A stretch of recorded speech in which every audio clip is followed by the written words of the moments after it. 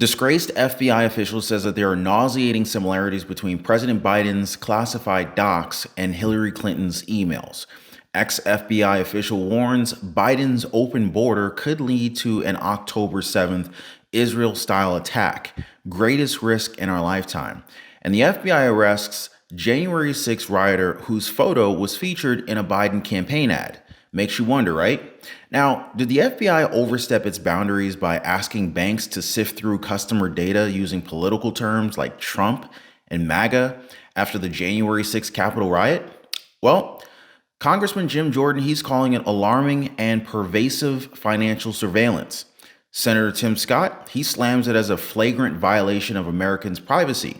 So was the FBI targeting citizens based on their political views? And has this agency become politicized? Now, before we get any deeper into the story to expose the truth, all I ask of you guys is take 1 second, hit the like button for the video.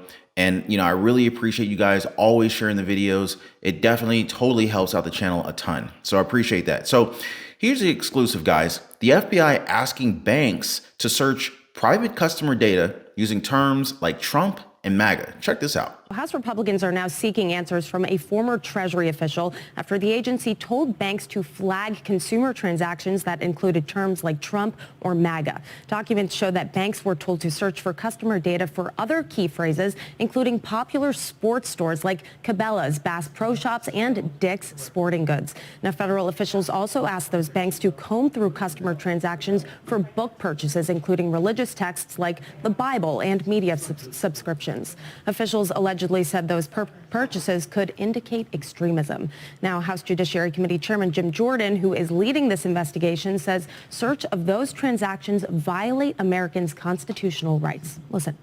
So it was big banks looking and searching private transactions using key terms at the suggestion of the federal government to find out what you're buying, what you're spending your money on. Scary stuff. All it looks like, without any warrant, without any legal process, they undertook this as a way to identify domestic violent extremism. Jordan now writing a letter to the former director of Financial Crimes Enforcement Network saying, quote, FinCEN used large financial institutions to comb through the private transactions of their customers for suspicious charges on the basis of protected political and religious expression. Now, honestly, with surprising surveillance like this, I'm starting to get why they say fascism is alive and well in the Democratic Party. What do you guys think? Now, this is all part of the aftermath of the January 6th Capitol riot, and Representative Jim Jordan from Ohio revealed very shocking information coming from documents obtained from the House Select Subcommittee on the Weaponization of the Federal Government. Now, this panel was headed by Jim Jordan, and they demanded testimony from the agency's former Strategic Operations Division Director, Noah Bishop, as a part of a probe into what the Ohio Republican called an alarming case of pervasive financial surveillance, seemingly conducted on the bias of protected political speech. Now, they went ahead and said that the Financial Crimes of Enforcement Network of the FBI distributed materials to financial institutions that, among other things, outline the topologies of various persons of interest, and also to provide financial institutions with suggested search terms and merchant category codes, MCCs, for identifying transactions on behalf of law enforcement, federal law enforcement. These particular materials included a document recommending the use of generic terms like Trump and MAGA to search Zelle payment messages. Additionally, search terms included Biden, Kamala, and Antifa, not to mention many others. So the FBI, FinCEN, they also gave out what they called lone actor homegrown violent extremism indicator, which essentially warned that extremism indicators include purchases such as bus tickets, rental cars, plane tickets, or travel to areas with no apparent purpose, or the purchase of books, including religious texts and subscriptions to any other kind of media containing extremist views. So are they hunting down people buying Bibles or something? And I guess we can't necessarily go on vacations without looking suspicious by buying plane tickets or rental cars, can we?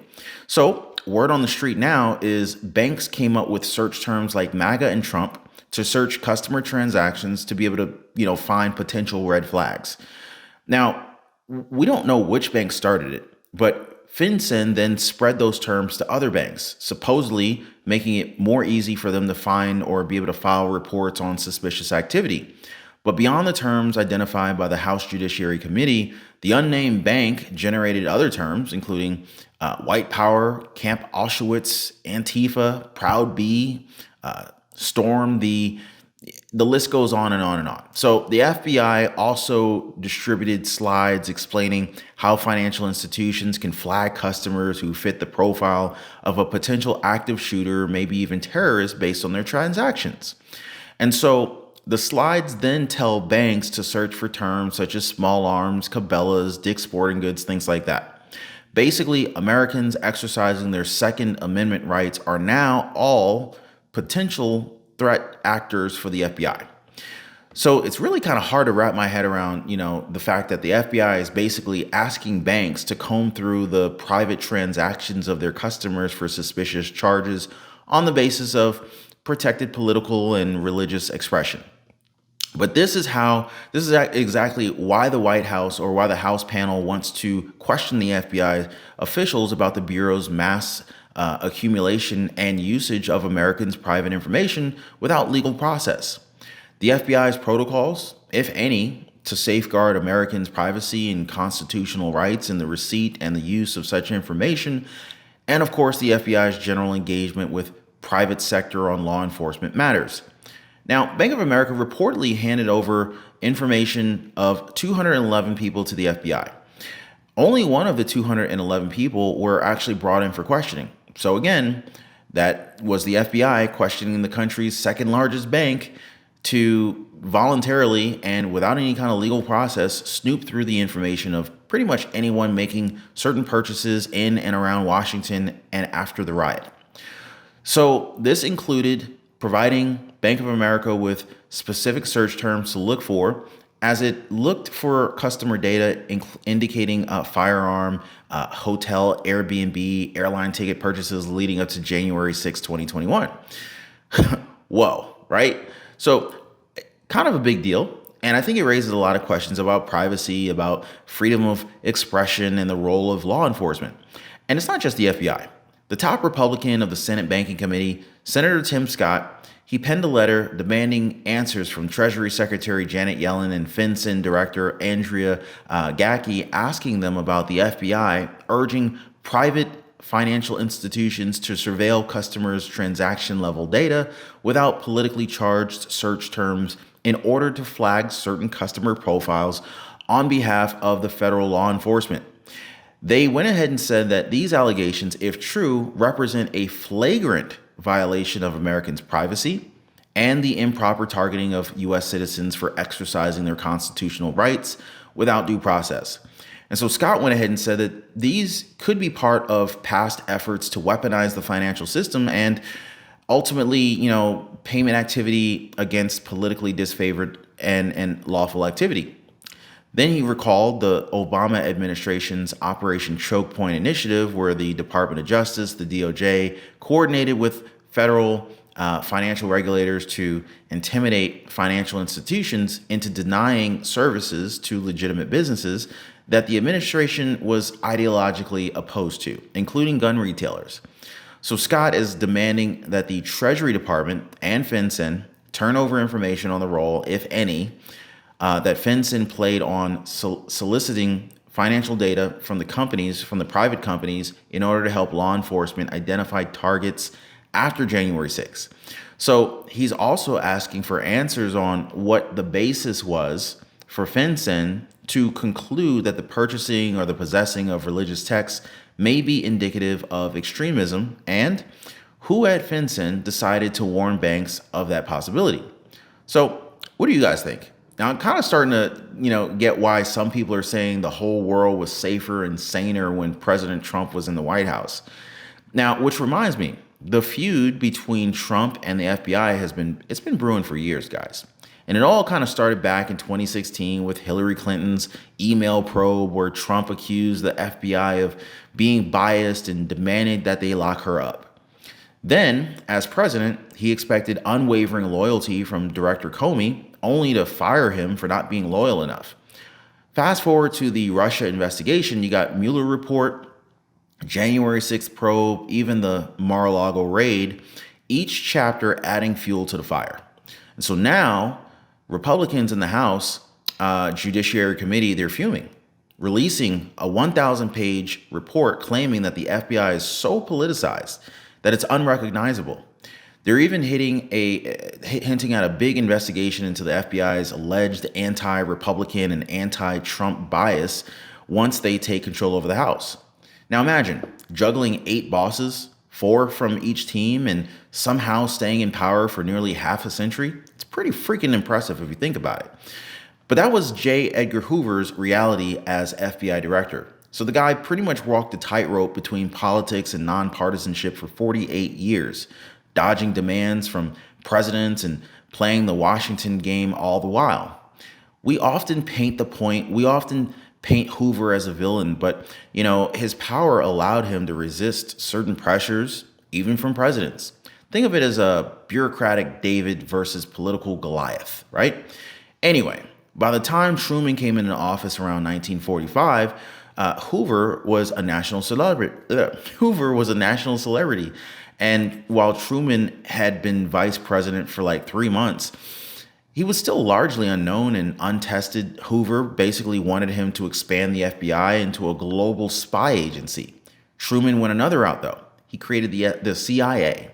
So at that point, it was pretty much game on. So Truman created the CIA, and this was the first time that Hoover went head-to-head with a president and actually won, proving his independence. Experts call this bureaucratic autonomy, the ability to career civil service officials in order to run their own agendas. Hoover played both sides, though, making friends with Republicans in Congress and keeping tabs on Senator McCarthy, even though they were both anti-communist. But the question is, why? Because Hoover valued his control more than the political alliances. He even waited for Truman to leave office before delivering a final blow, testifying against him in a Soviet espionage case. So Trump's recent subpoena challenges echoes a very similar episode from President Truman's era. Truman refused a subpoena from Congress, ultimately facing no legal repercussions. However, the story doesn't end there. J. Edgar Hoover, the then powerful FBI director, used Truman's post-presidency to attack him. Now, with the backing of President Eisenhower, Hoover accused Truman of being soft on communism and ignoring FBI warnings. Public opinion sided with Hoover, leaving Truman with a mixed legacy despite his legal victory. Now, when Hoover died in 1972, Nixon thought his FBI woes were over. Oops, wrong. Replacing Hoover, Nixon picked L. Patrick Gray as an outsider. He wanted Gray to be Nixon's yes man, just like Trump later demanded of Comey. But Nixon underestimated W. Mark Felt. This was Gray's second in command. And so Felt, a Hoover disciple, was furious about the outsider choice and leaked Watergate details to the press, becoming the infamous Deep Throat. I definitely wouldn't want the nickname of being a deep throat if I'm a man. Anyway, fast forward to Trump's era. Trump supporters have framed the episode as a witch hunt, in which deep state conspirators or conspirers colluded with craven liberals and an irresponsible press, drove an admirable president from office. Trump critics saw it as a necessary response to presidential abuse where justice prevailed. So the FBI, love it or hate it, seems to be caught up in this political crossfire right now. Democrats, especially after tussling with Trump, tend to see it as a hero, while Republicans, well, not so much. Makes sense though, right? I mean, with Trump's legal troubles looming, everyone looking at the FBI through a partisan lens, either through, cheering them on or undermining their broader political agenda. But the partisan split isn't exactly helping us answer the big question about the FBI. How much power should the director have? Should they be independent or answer to the White House? And isn't there a point where, just too much autonomy gets, I don't know, undemocratic? Not to mention, where do we draw the line on surveillance? So back in Hoover's day, these questions were basically decided by one very powerful dude. Not exactly a model that we want to repeat, especially considering the abuse of power that went along with it. But hey, at least presidents knew that they couldn't bully the FBI. Today, we need better solutions, though. We need solutions that still protect the FBI's independence. Not such an easy feat, but definitely worth thinking about. So what do you guys think? Does the FBI need a power shift? And where's the line between, independence and accountability? I hope you guys share your thoughts in your comments down below. I'd love to hear from you guys. If you made it this far in the video, definitely hit the like button, subscribe, share the video, and I'll catch you guys on the next one.